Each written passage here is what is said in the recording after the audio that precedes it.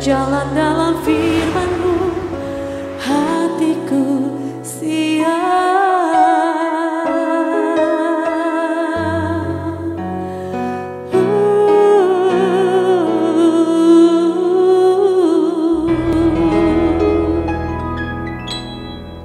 Shalom, God Lovers. Senang bisa berjumpa kembali dalam program Rest in God pada malam hari ini. Bersama dengan Diaspora TV, saya percaya Anda semua pasti mengalami keadaan yang tidak enak, tertekan setelah melewati kegiatan sepanjang hari ini. Dan jangan pernah menyerah karena Tuhan mengundang kita untuk bisa mengalami kelegaan. Seperti yang dikatakan dalam Injil Matius 11:28, Tuhan Yesus berkata, "Marilah kepadaku semua yang letih lesu dan berbeban berat, aku akan memberikan kelegaan kepadamu." Mari kita berdoa. Bapa yang baik, terima kasih buat program ini. Dan kami berdoa biarlah setiap pasangan pernikahan dan mereka-mereka juga yang mau tahun ini menikah, memasuki perkawinan, biarlah melalui program ini kami semua diberkati. Dan setiap permasalahan kami mendapatkan pertolongan dari Tuhan melalui penjelasan firman Tuhan pada malam hari ini. Demi nama Tuhan Yesus Kristus, Anak Allah yang hidup, kami berdoa. Amin. Nah, saudara-saudara yang dikasihi Tuhan, seperti yang saya katakan pada program yang lalu, bahwa pernikahan itu membutuhkan komitmen, membutuhkan komunikasi, membutuhkan kompromi. Hal yang keempat yang akan saya jelaskan secara singkat pada program kali ini adalah kita harus mempunyai gairah. Gairah apa yang dimaksudkan? Semangat, begitu, untuk memiliki pernikahan yang berhasil. Ingat ya, pernikahan itu dibangun oleh Tuhan atas dasar keinginan Allah, supaya melalui pernikahan nama Tuhan dipermuliakan dan dunia bisa melihat tentang Tuhan yang sebenarnya. Jadi iblis sangat berusaha untuk menghancurkan setiap rumah tangga yang dibangun oleh Tuhan. Jadi saudara mesti ingat, iblis itu punya semangat untuk menghancurkan saudara. Sebaliknya, saya dan saudara harus mempunyai gairah untuk membuat pernikahan itu berhasil.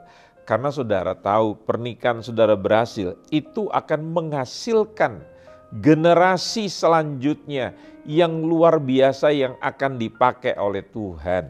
Jadi iblis tahu sekali akan hal ini. Jadi jangan sampai saudara kehilangan semangat, kehilangan gairah untuk melihat pernikahan saudara berhasil.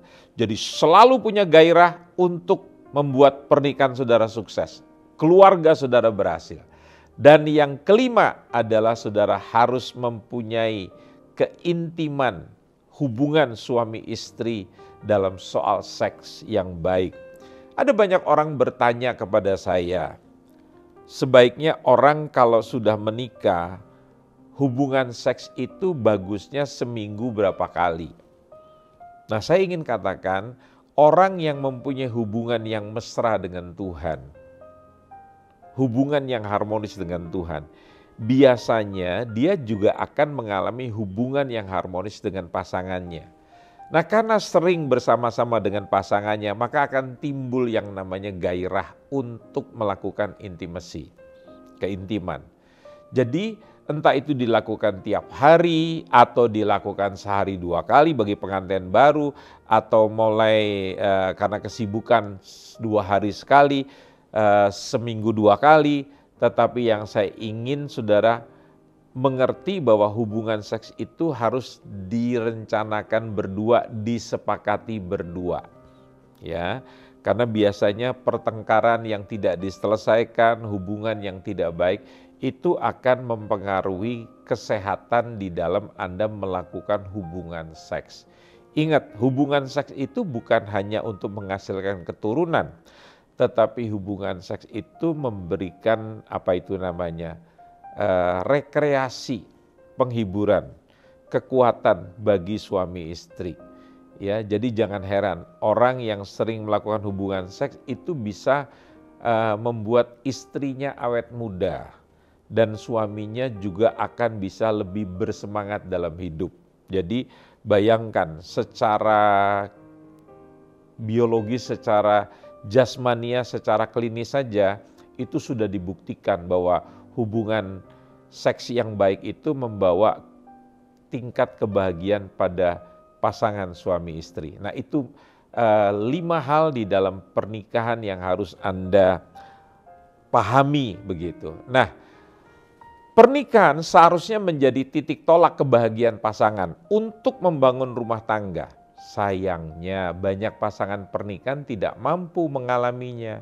Beberapa pasangan mempertanyakan apa yang terjadi pada pernikahan mereka. Kenapa dulu waktu buat potret bersama dalam pernikahan begitu senang, begitu bahagia, mereka membayangkan bahwa pernikahan mereka itu akan menjadi sebuah cerita yang sangat mempengaruhi banyak orang.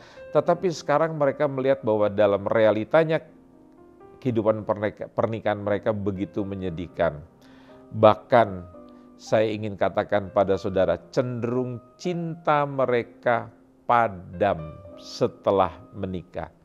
Nah, yang perlu dipahami, cinta menjadi perasaan yang menyatukan pikiran, menyatukan emosi, menyatukan indera saudara, dan menyatukan dua tubuh manusia. Cinta mengikat dua orang ini dan dikunci oleh apa yang disebut namanya perkawinan.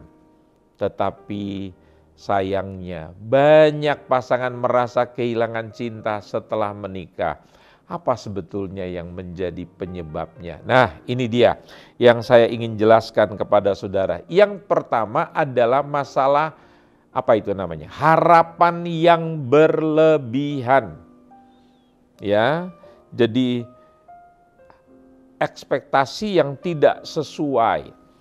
Ya, saudara-saudara, kitab Roma mengatakan kepada kita jangan kita itu terlalu berharap yang melebihi kapasitas kita. Ya. Jadi seringkali manusia itu tidak realistis begitu. Ya. Jadi kita itu waktu mau masuk pernikahan itu kita punya apa itu namanya? Bayangan, punya harapan, mempunyai ekspektasi begitu. Tapi begitu memasuki rumah pernikahan, kita sampai terkaget-kaget apa yang kita bayangkan itu tidak seperti di dalam kenyataan. Atau kenyataan yang kita hadapi tidak seperti yang kita bayangkan. Ujung-ujungnya apa? Kecewa. Ya, jadi marilah saudara belajar lebih realistis. Jadi ekspektasi yang berlebihan akan semakin sulit dipenuhi dan ini bisa membuat rasa cinta pada akhirnya menjadi padam. Ya, kita akhirnya menyerah. Kita sudah tidak bisa lagi berkompromi, kita tidak bisa lagi toleransi dengan pasangan kita. Akhirnya kita menjadi marah, kita menjadi kecewa. Saudara perlu hidup di dalam realistis. Ya, jangan pernah mengharapkan suami saudara menjadi penyanyi. Karena pada kenyataannya suaranya seperti bebek. Bebek itu bukan burung bernyanyi. Jadi saudara salah menikah. Tidak menikah dengan burung bernyanyi, tapi saudara menikah dengan bebek atau dengan burung gagak. Saya bilang salah menikah ini ya karena ekspektasi saudara yang terlalu tinggi. Menikah dengan bebek tetapi ingin menghasilkan bebek yang bisa bernyanyi. Itu kan namanya mimpi. Dan kalau itu diteruskan, saudara salah. Begitu. Bagaimana caranya? Jangan menuntut pasangan. Terimalah dia apa adanya. Dan juga saudara juga tidak suka dituntut kan. Saudara juga mau diterima apa adanya kan. Kalau pasangan saudara menuntut saudara yang macam-macam dan saudara tidak bisa memenuhi dia, pasti pasanganmu akan kecewa dan dia akan marah pada saudara. Kenapa sih kita tidak belajar hidup di dalam ketenangan, di dalam perdamaian dan memaklumi kekurangan pasangan kita? Penyebab yang selanjutnya adalah masalah dominasi pasangan. dalam arti kata lain apa ya? Kediktatoran pasangan terhadap diri kita. Ya, sekarang orang itu kalau konflik dengan suara yang besar, mengancam, sehingga menimbulkan ketakutan pada pasangan begitu. Nah, saya pikir itu juga bisa membuat akhirnya cinta menjadi lelah. Karena selalu diancam, selalu diintimidasi, selalu ditakut-takutin, dibentak-bentak. Saya pikir kita berumah tangga, saya selalu katakan pada menantu saya, kami membesarkan anak kami sampai dewasa itu dengan cinta kasih. Ya, kami tidak ingin melukai, menyakiti, memukul untuk menghancurkan anak kami. Jadi sebagai ayah saya minta kepada menantu saya, jangan pernah, bukan hanya memukul, tetapi jangan sampai melakukan kekerasan secara verbal, sehingga membuat pasangan menjadi tidak bahagia, merasa tertekan. Yang ketiga, ya, yang saya sebut namanya kemarahan yang dibiarkan. Saudara, Tuhan bukannya tidak izinkan kita marah, tapi Dia tidak izinkan kalau kemarahan kita itu mengakibatkan kekerasan, mengakibatkan kebencian, mengakibatkan orang menjadi tidak suka pada kita. Kemarahan kita akhirnya membuat orang lain merasa teraniaya.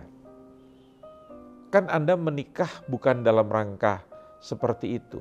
Anda menikah punya pikiran, kalau Anda laki-laki yang bertanggung jawab, Anda ingin membahagiakan istri Anda.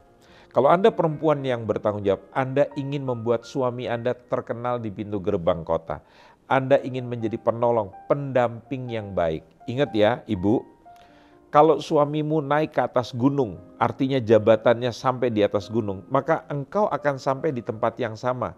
Karena engkau menolong suamimu untuk naik di tempat yang tinggi. Ya.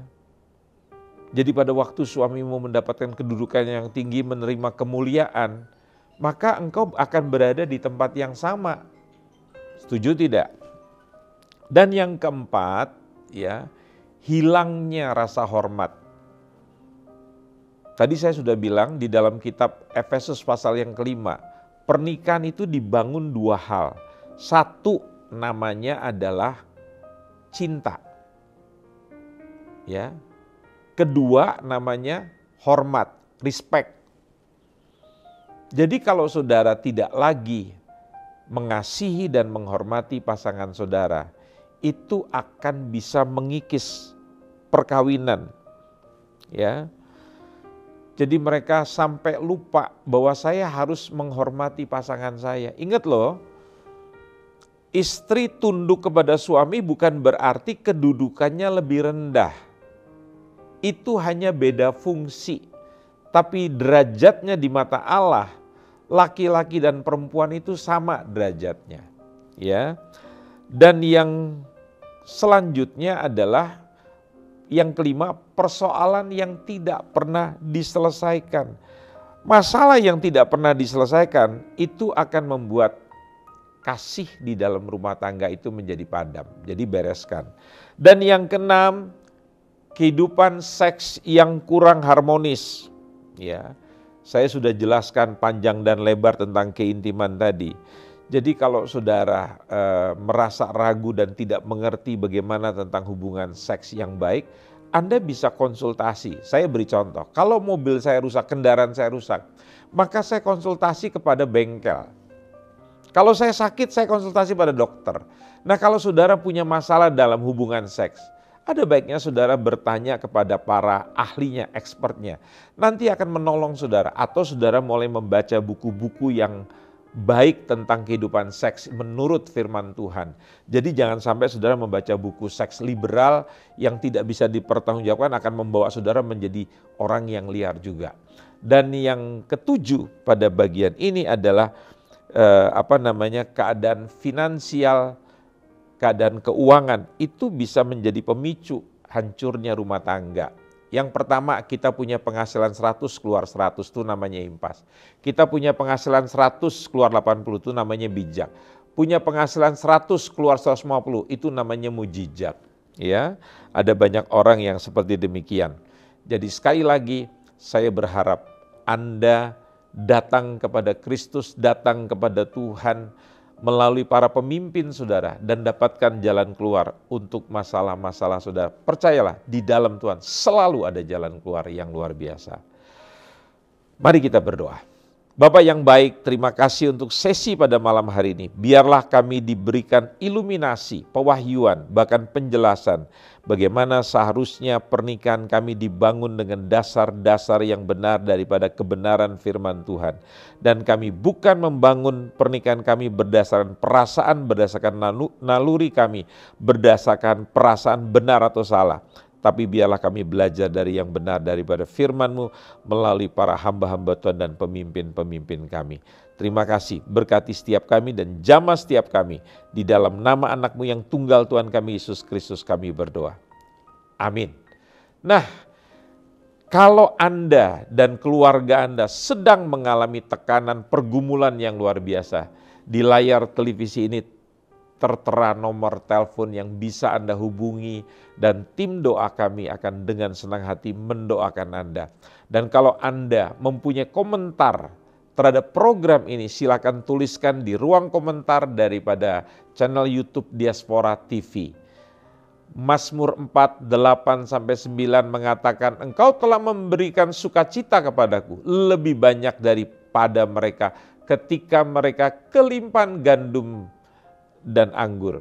Dengan tentram aku mau membaringkan diri lalu segera tidur, sebab hanya Engkaulah ya Tuhan yang membiarkan aku diam dengan aman. Selamat beristirahat dan nikmatilah rest in God malam hari ini. Tuhan Yesus memberkati kita sekalian. Amin.